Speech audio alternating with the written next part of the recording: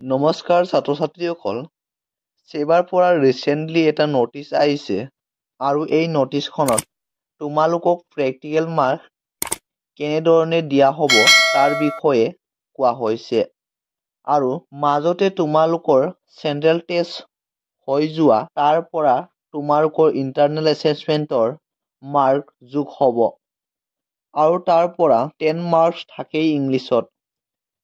কিনো আছে এই নোটিছখনত আজি আমি এই ভিডিঅ'টোত আলোচনা কৰিম।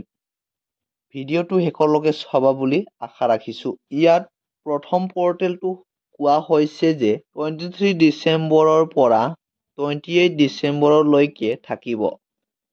ইমানখিনি সময়তে শিক্ষকবিলাকে ছাত্ৰ-ছাত্ৰীবিলাকৰ মাৰ্ক ইণ্টাৰ কৰিব। পইণ্ট নম্বৰ 1ত দিয়া আছে যে যোনটো তোমালোকৰ ইণ্টাৰনেল এছেছমেণ্টৰ মাৰ্ক পৰ্টেলত দেখাই থাকিব, কাৰণ যোনটো তোমালোকে চেন্ট্ৰেল টেষ্ট 1 আৰু চেন্ট্ৰেল টেষ্ট 2 দিছিলা তাৰ মাৰ্কটো উঠি থাকিব। School have to inter IA marks again. বাকী যি লাগতিয়াল মাৰ্ক ইয়াত এড কৰিব।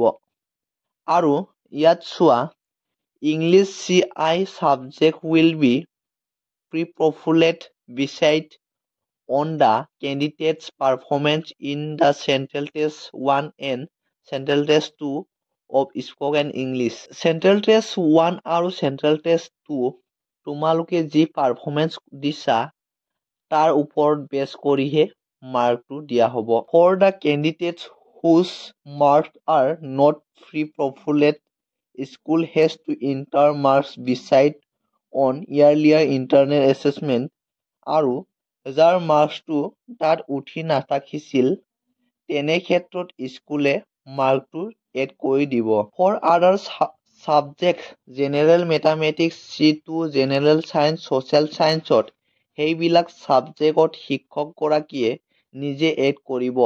আৰু 5 নম্বৰ পইণ্টটোত দিছে যে মাৰ্কছটো এবাৰ ছাবমিট কৰাৰ পিছত আকৌ চেঞ্জ কৰিব নোৱাৰিব। Next point 6, after submission of IA marks, school has to download. স্কুলৰ কাৰণে স্কুলেই এইখিনি ডাউনলোড কৰিব আৰু তাত প্ৰিন্সিপালে ছিগনেচাৰ কৰিব লাগিব। সেইখিনি কথা দিয়া হৈছে আৰু এই পইণ্টকেইটা ইম্পৰ্টেণ্ট আছিল। তোমালোকৰ চেন্ট্ৰেল টেষ্ট 1 আৰু চেন্ট্ৰেল টেষ্ট 2 দুটাৰে তোমালোকৰ পাৰফৰ্মেন্স বেছ কৰিহে নম্বৰটো দিয়া হ'ব। তাৰ পিছত 8 নম্বৰ পইণ্টটো চোৱা, school will further upload the signed IA মাৰ্কত। এইখিনি স্কুলৰ কাৰণেই আছে। যদি এইখিনি পইণ্টৰ ভিতৰত কিবা এটা ডাউট থাকে তেনেহ'লে কমেণ্ট কৰি জনাব পাৰা। আৰু ইয়াৰ পিছত এখন পেজেছ আছে। এই পেজটোত তোমালোকৰ প্ৰচেছটো লিখা আছে, কেনেকৈ কি কৰিব লাগিব। এইটো স্কুলৰ কাৰণেই হ'ব। ছাত্ৰ-ছাত্ৰীসকল, আজিৰ এই টপিকটোত ইমানেই আছিল।